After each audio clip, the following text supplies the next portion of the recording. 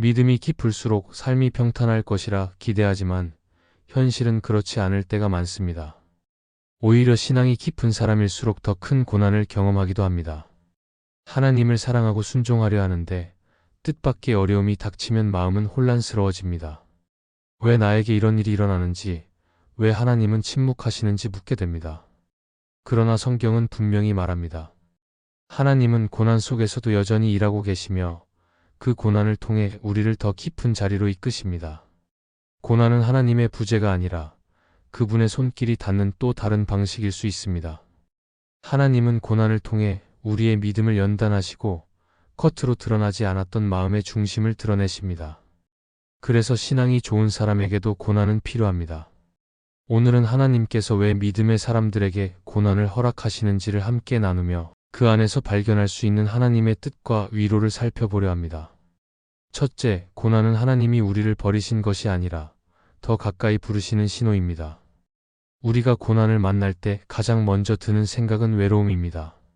하나님이 멀리 계신 것 같고 기도에도 응답이 없는 것처럼 느껴질 때 마음은 점점 지쳐갑니다. 그러나 하나님은 결코 우리를 버리지 않으십니다. 오히려 그분은 고난을 통해 더 가까이 부르십니다. 하나님이 침묵하실 때 그것은 부재가 아니라 초대입니다. 하나님은 고난의 시간을 사용해 우리의 마음을 다듬고 관계를 새롭게 만드십니다. 평안할 때는 들리지 않던 하나님의 음성이 고난의 순간에는 더 깊이 들리기 때문입니다. 성경 속 요셉의 이야기는 이를 잘 보여줍니다.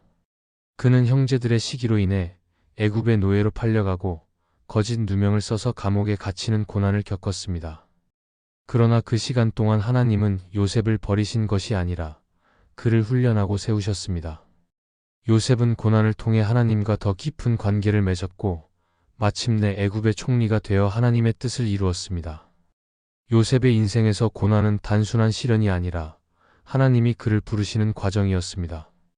만약 요셉이 평탄한 길만 걸었다면 하나님의 뜻을 깨닫지 못했을 것입니다. 우리의 삶도 마찬가지입니다. 하나님은 고난이라는 통로를 통해 우리를 다시 자신에게로 이끄십니다. 우리가 편안할 때는 하나님보다 세상의 안정이나 사람의 위로를 더 의지할 때가 많습니다. 그러나 고난이 닥치면 세상의 위로가 무력해지고 결국 하나님 앞에 서게 됩니다. 하나님은 우리가 그분의 품으로 돌아오길 기다리십니다. 고난은 하나님이 멀리 계시다는 신호가 아니라 오히려 가까이 계신다는 증거입니다. 그분은 우리를 징계하기 위해서가 아니라 사랑하기 때문에 우리를 다루십니다. 히브리서는 하나님께서 사랑하는 자를 징계하신다고 말합니다. 그것은 하나님이 우리를 포기하지 않으신다는 뜻입니다.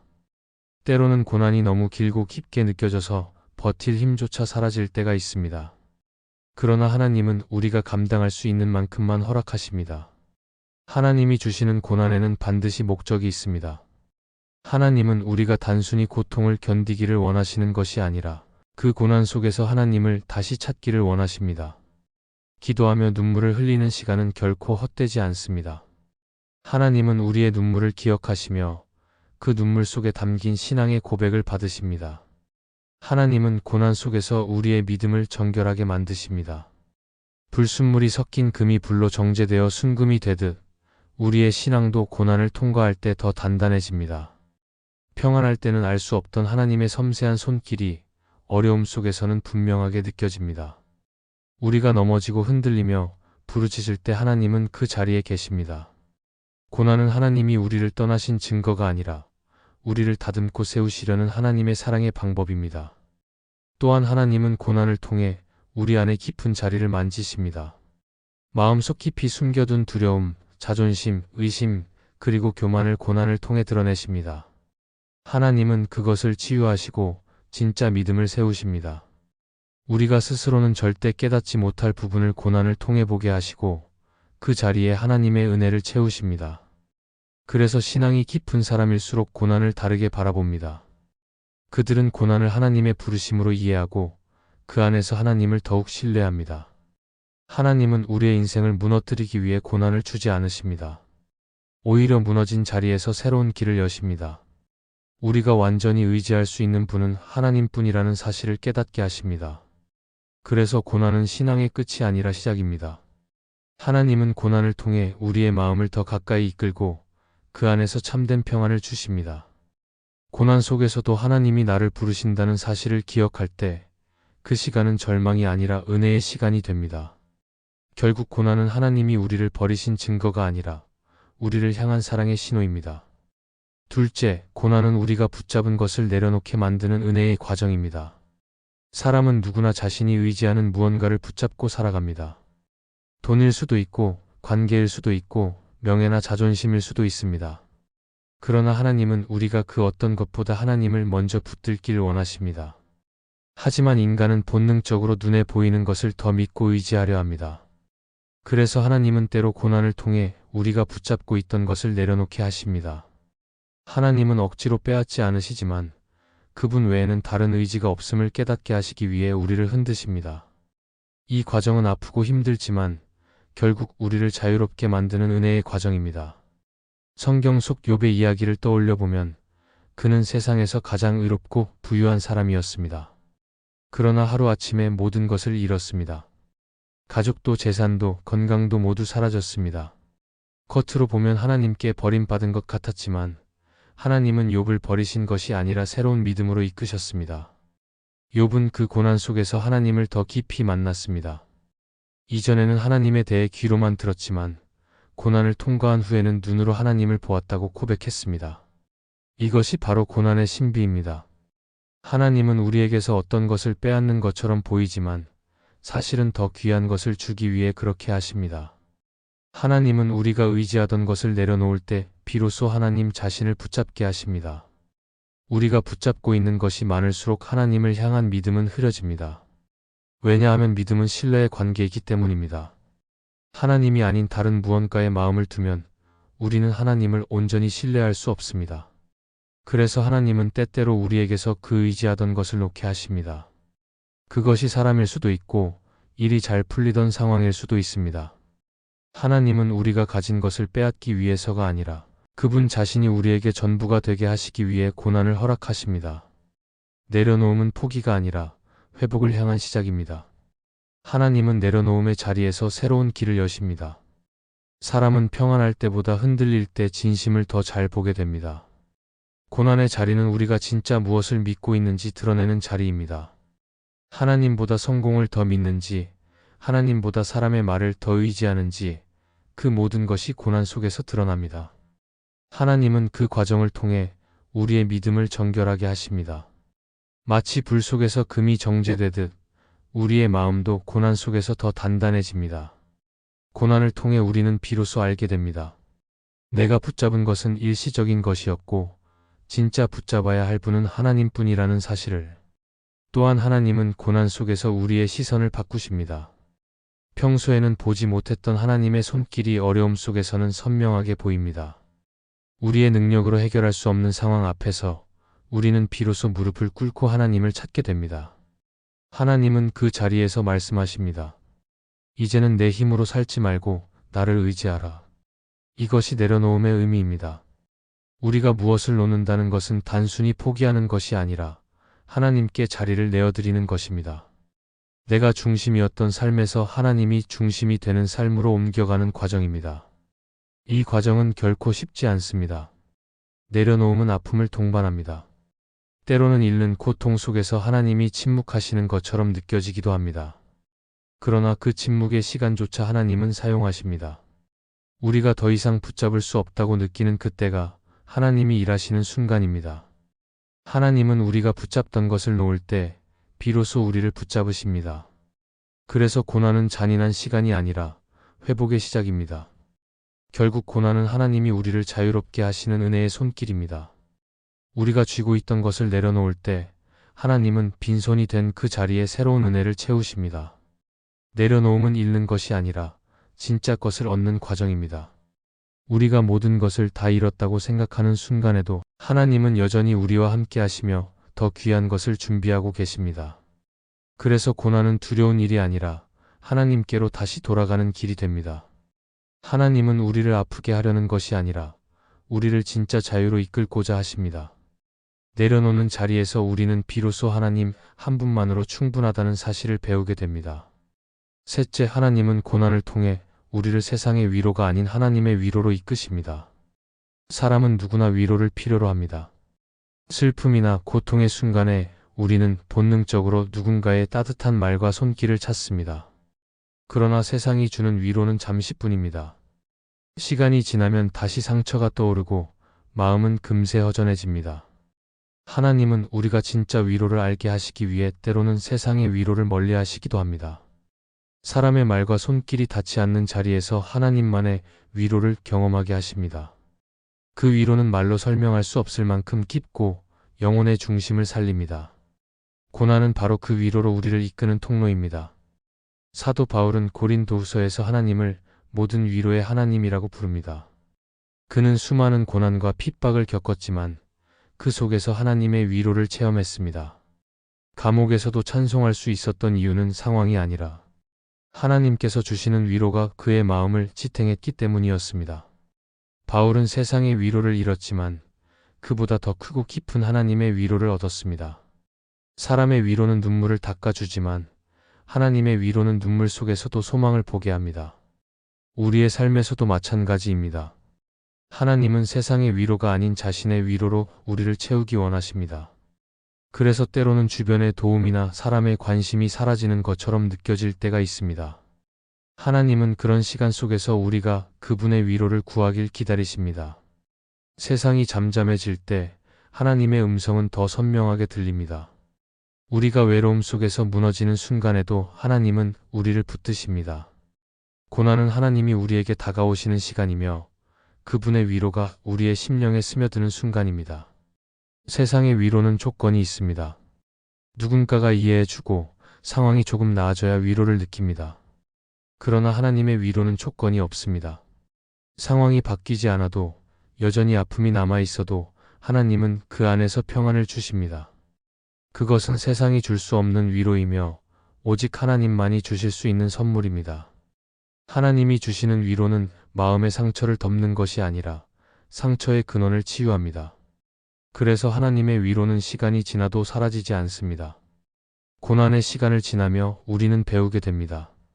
사람의 위로는 좋지만 그 위로만으로는 살아갈 힘이 되지 않는다는 것을. 하나님이 주시는 위로는 삶의 방향을 바꿉니다. 아픔을 통해 겸손을 배우고 고통 속에서 감사의 이유를 발견하게 됩니다. 하나님은 우리가 진짜 평안을 누리길 원하십니다. 그것은 고난이 없는 상태가 아니라 고난 속에서도 하나님이 함께 하신다는 확신에서 오는 평안입니다. 하나님은 또한 고난을 통해 우리가 다른 사람을 위로할 수 있는 사람이 되게 하십니다. 바울은 자신이 받은 하나님의 위로로 다른 이들을 위로했다고 고백했습니다. 진짜 위로는 경험에서 나옵니다. 아픔을 통과한 사람만이 아픈 이의 마음을 이해할 수 있습니다. 하나님은 우리가 받은 위로를 나누며 세상을 치유하길 원하십니다. 그래서 고난은 끝이 아니라 다른 사람을 살리는 시작이 됩니다. 하나님께 받은 위로는 우리를 통해 또 다른 이의 삶에 흘러갑니다. 하나님이 주시는 위로는 세상의 위로와 달리 변하지 않습니다. 그 위로는 상황이 아니라 관계에서 오기 때문입니다. 하나님이 나와 함께 하신다는 사실, 그분이 나를 아신다는 확신이 바로 가장 큰 위로입니다. 그분은 우리의 눈물의 이유를 알고 계시며 그 눈물 속에 담긴 기도를 들으십니다. 하나님은 그 모든 것을 기억하시고 언젠가 그 눈물을 기쁨으로 바꾸실 것입니다. 결국 하나님은 고난을 통해 우리를 세상의 위로에서 떼어내어 자신이 주시는 영원한 위로로 이끄십니다. 하나님이 주시는 위로는 눈에 보이지 않지만 그분의 손길은 언제나 우리 곁에 있습니다. 우리가 모든 위로의 근원이 하나님이라는 사실을 깨닫는 순간 고난은 더 이상 두려움의 시간이 아니라 은혜의 시간이 됩니다. 하나님은 오늘도 우리의 마음을 어루만지시며 이렇게 말씀하십니다. 세상이 너를 위로하지 못해도 나는 너를 위로한다. 이 하나님의 위로가 우리의 믿음을 붙잡는 힘이 됩니다. 넷째, 하나님은 고난을 통해 숨겨진 상처를 드러내고 치유하십니다. 우리는 살아가면서 여러 모양의 상처를 품고 있습니다. 누군가에게 들었던 말, 실패의 기억, 외로움, 인정받지 못한 아픔 등 마음 깊은 곳에 자리 잡은 상처들이 있습니다. 평소에는 잘 드러나지 않지만 고난이 찾아오면 그 상처는 다시 아파지기 시작합니다. 하나님은 그런 고난의 시간을 사용해 우리 안에 감춰진 상처를 드러내십니다. 그것은 고통을 주기 위함이 아니라 치유하시기 위함입니다. 상처를 덮어두면 썩지만 드러나면 치유의 기회가 생깁니다. 하나님은 고난이라는 도구를 통해 우리의 영혼을 다시 만지십니다. 팀 켈러는 그의 책 고통의 이유에서 이렇게 말했습니다. 고난은 하나님께서 우리 영혼의 깊은 곳에 손을 대시는 시간이며 우리가 그분의 손길을 피하지 않을 때 진짜 회복이 시작된다. 이 말처럼 하나님은 우리가 피하고 싶어하는 그 자리에서 일하십니다. 고난은 우리로 하여금 마음의 문을 닫지 못하게 만듭니다. 그동안 잊었다고 생각했던 아픔이 다시 떠오르고 그제야 우리는 그것을 하나님 앞에 내어놓게 됩니다. 하나님은 우리가 외면한 상처를 드러내셔서 진짜 자유를 주십니다. 성경 속 엘리야도 이런 과정을 겪었습니다. 그는 큰 승리를 거둔 후 사람들의 위협을 피해 광야로 도망쳤습니다. 자신이 더 이상 아무 가치 없는 사람이라고 느끼며 쓰러졌습니다. 그러나 하나님은 그를 그 상태로 버려두지 않으셨습니다. 오히려 조용히 찾아오셔서 그를 어루만지시고 먹이시고 다시 세우셨습니다. 엘리야가 낙심의 자리에서 일어설 수 있었던 것은 하나님이 그의 상처를 드러내시고 회복시키셨기 때문입니다. 하나님은 우리의 눈에 눈물을 허락하시지만 그 눈물 속에 새 힘을 주십니다. 고난의 시간은 우리를 정직하게 만듭니다.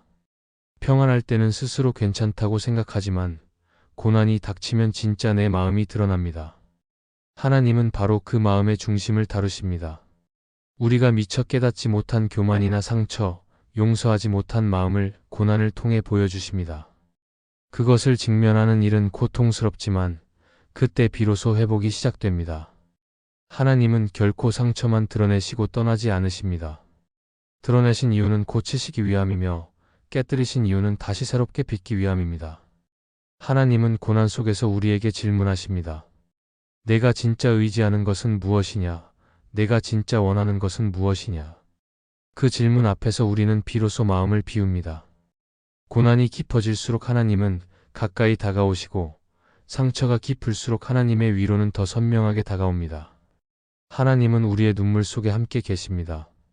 우리가 울 때 하나님은 그 눈물을 외면하지 않으시고 그 눈물을 통해 마음을 새롭게 빚으십니다.